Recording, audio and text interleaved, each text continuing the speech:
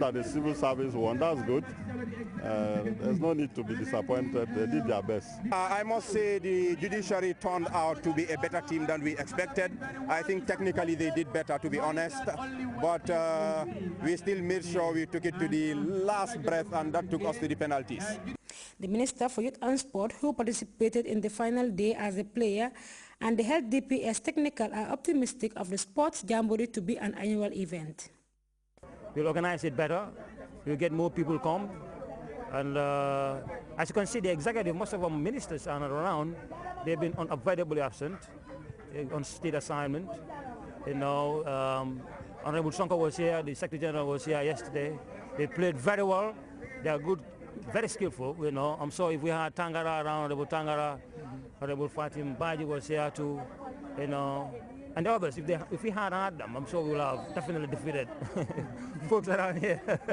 But yes, I hope that next time we do this, most of them will be around, and then we'll have more people come around and extend it. We will, you know, open it up. We'll extend our tentacles around and get more people like the bigger public sector, you know, the parastatals and so on and so forth, the army, the police and so on and so forth. This is something that we really been advocating for throughout the year. It's something that we should be doing. We should be getting everybody out here, you know, to be participating in sports.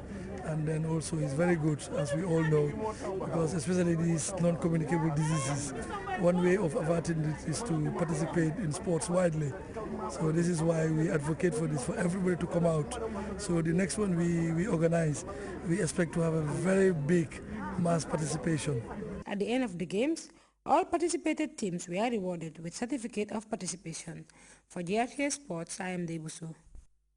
And before we go, a reminder of our headlines.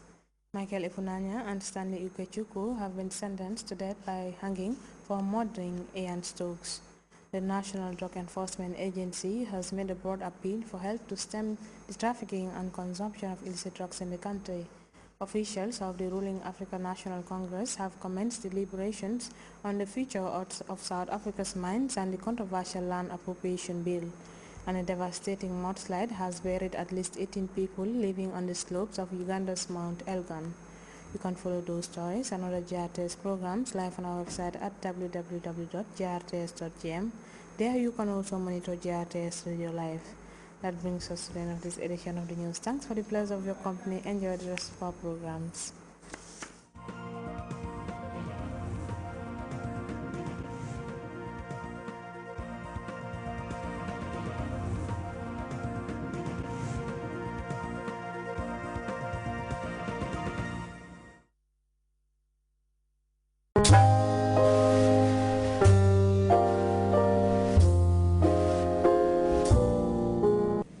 Your Excellency, the President of the Federal Republic of Brazil, Madame Dilma Rousseff, Your Excellency, the Secretary General of the United Nations, Your Majesties, Excellencies, Your Excellency, President of the UN General Assembly, distinguished heads of states and government, honorable ministers, ladies and gentlemen.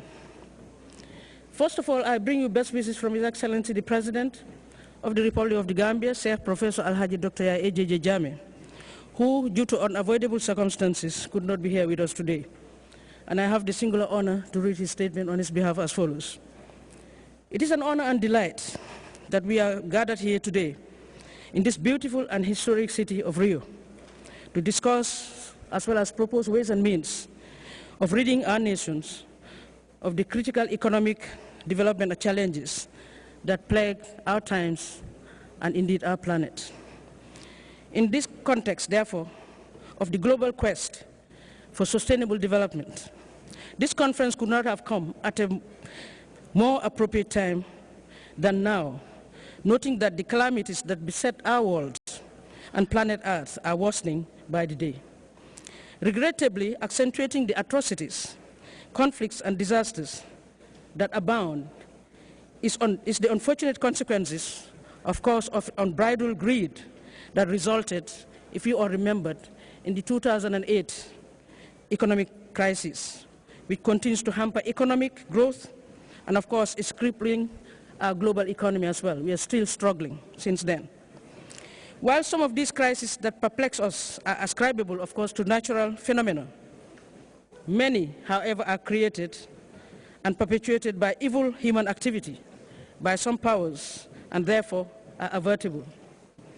Given these predicaments that confront us nationally and globally, the objective, of course, of Rio Plus 20, and this conference in particular, of securing renewed political commitment for sustainable development, assessing progress, as well as strategizing for the future, cannot indeed come at a better time than now. Mr. Chairman, this meeting has to go beyond pronouncements, mere political will and commitment, to include effective action, monitoring and evaluation, and follow-ups.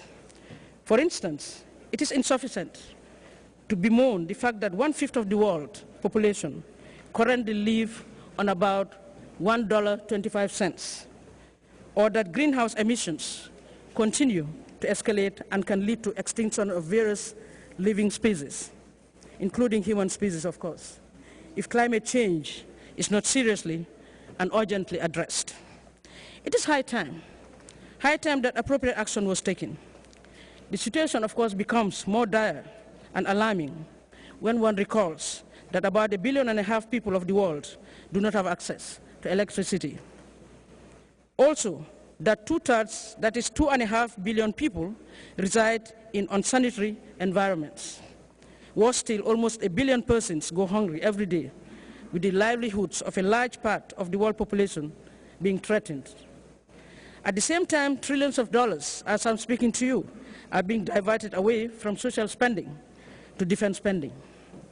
All these make it imperative, therefore, for world leaders and their partners to adopt common as well as humane approaches, guided, of course, by divine moral values as well, Allah-fearing hearts, in order to realize the desired objectives. One of these is the total elimination of warmongering in humanity, global hegemony, and insatiable appetite to rule the whole world. We in the Gambia, a superpower of peace, subscribe to the development economy as a means of achieving sustainable development, protect the environment, promote high living standards, and an equitable but just distribution of national income, and not promoting a war economy. We acknowledge that economic growth and poverty reduction, increased quality as well as coverage of social services, continued protection of our natural resources, bearing in mind new and emerging challenges, of course, are all relevant and indeed crucial if the social or green economy agenda is to be achieved. Low-income countries such as the Gambia continue to lament the degradation of our environment, notwithstanding their low gas emissions, of course, like the rest of Africa. When natural disasters strike, the impact in our own countries is usually very devastating for these developing countries as well. In unison, we must shoulder the responsibility of curbing such threats as one human race to ensure human survival. Distinguished personalities, ladies and gentlemen, the current mad rush to acquire lethal weapons, weapons of mass destruction inclusive, and the West's total disregard for the sanctity of human life outside of the West makes the dream of sustainable development an elusive one. As I'm talking to you every day, more than 98% of scientific research, where trillions of dollars are spent, is mainly on military and defense technology. Less than 10% of the current scientific and technological breakthroughs is on biomedical or medical technology. I'm convinced, therefore, beyond any reasonable doubt, that war surely does not enhance sustainable development, but sustainable destruction and endemic and sustainable poverty. More alarming is the deteriorating moral decay and lack of any spiritual and divine values that would have entrenched love for humanity, decency, fear of Allah the Almighty in the minds of the Western superpowers, instead of entrenched racism, hate, and blatant disregard for the sanctity of human life in Africa, Asia, and the non-white world. Every day, we as humanity see destructive activities in the third world countries by the wealthy North, either directly by governments or the powers that be, or indirectly through their multinational companies. The destruction of the environment in their indiscriminate search for wealth, of course, through mineral and natural resources extraction, culminate in catastrophic consequences for both indigenous populations as well as the environment. How can there be sustainable development, therefore, when instead of